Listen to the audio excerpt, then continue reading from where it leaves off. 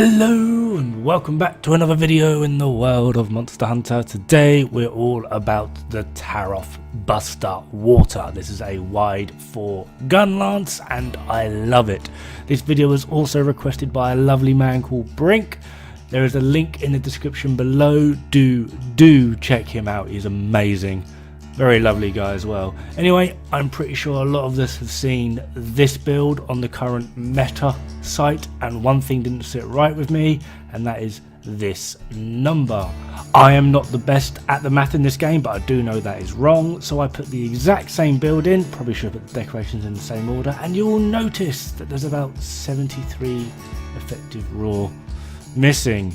Now, this build that I am showing you, the meta build, is a very fantastic build. I used it for the longest time, but for some reason something did not sit right with me, because what I was seeing on this bit of paper, what that I copied, and what I was doing did not add up. So I decided, can I beat it? And the answer is yes, of course you can. So without further ado, let's get into the skills and equipment. This is a build that is a little bit below the meta, but it does allow for some really great defensive gameplay, and is the build I typically use to go and farm my arched tempered, just because it can block everything. Simple. So starting it off, we have the Taroth Buster Water. This is potentially the best wide Gunlance in the game because it's wide level 4. If you don't have this, the Taroth Buster Poison is kind of there, but it's only level 3, offers a bit more affinity though. Anyway, we have the Health Augment with Elementalist in the weapon, Nogagante Alpha with the Artillery decoration, Draken Alpha Chest with a Sharp decoration, Draken Alpha Gloves with Critical and Shield, Empress Beta Waist with Tenderizer and Magazine, and the Dante Alpha Boots with Artillery, and we're utilising a Handicraft Charm 3. This gives us 393.92 effective raw, which is 7 effective raw below the meta, but we also get 5% extra affinity and the ability to heal ourselves. So could argue, but again, this is the build I typically use for taking on those pesky arch-tempered elder dragons. So not too far behind the meta, but offers more defensive. So the second build, and you might notice immediately that none of the armor pieces have actually changed, save one decoration. That pesky shield jewel that kept you alive.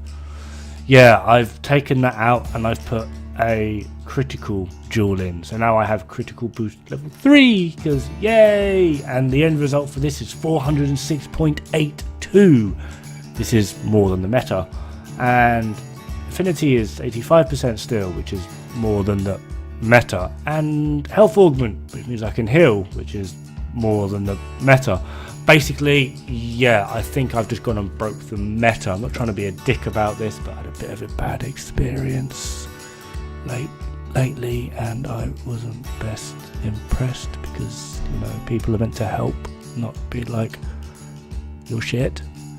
So this is my revenge. Enjoy. So yeah, I won't lie, I'm not the best Gunlance player, so probably my gameplay isn't really showing just how effective this build can be, but trust me, I have given this build to a few more adaptable Gunlance players and they absolutely love it. They have broken quite a lot with it, stabbing them in the face and then poking them.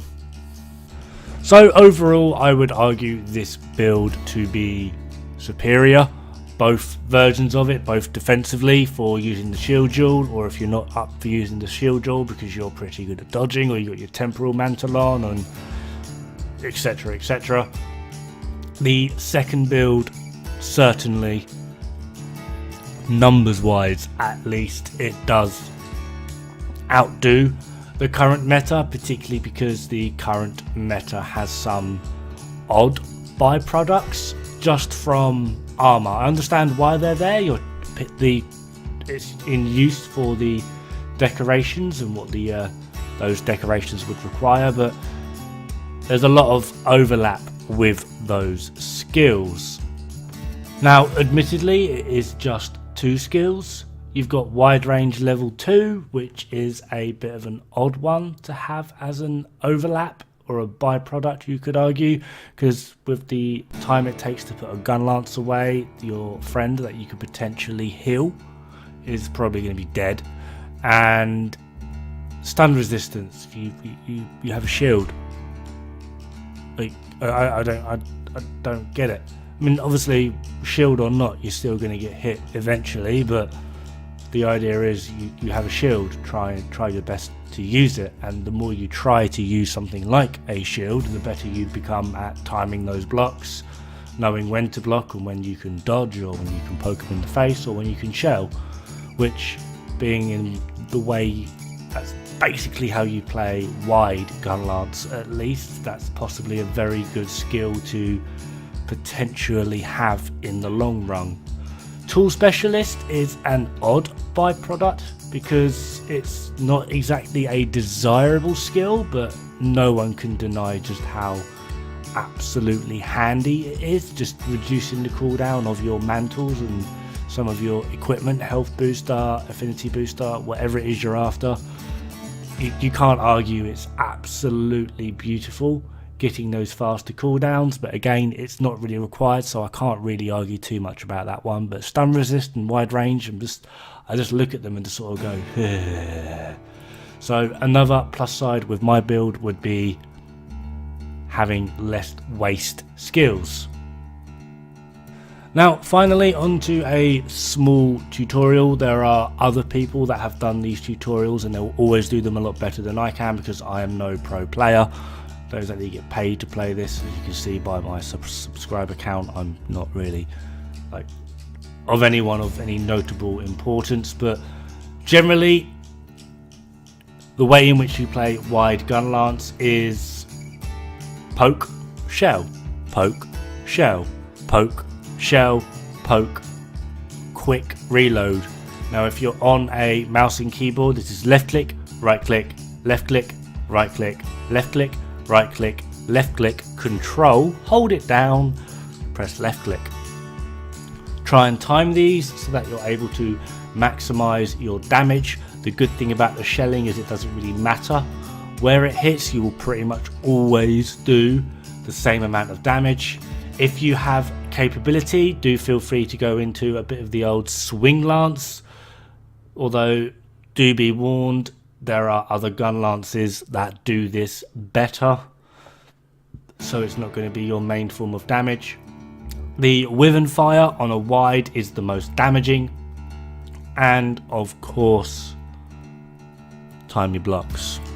I do on occasion try and get the worm stake rod thing in, as it is pretty darn good for healing, because it does quite a lot of damage in it's like a short burst, but it's like sustained DPS over that short burst, and it's really good for trying to get a little bit of health regen in.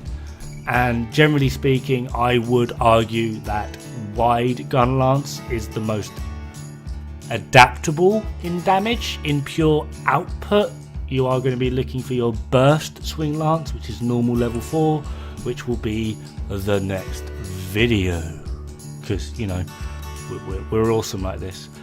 Anyway, Gunlance is one of my favorite melee weapons. I really do enjoy it.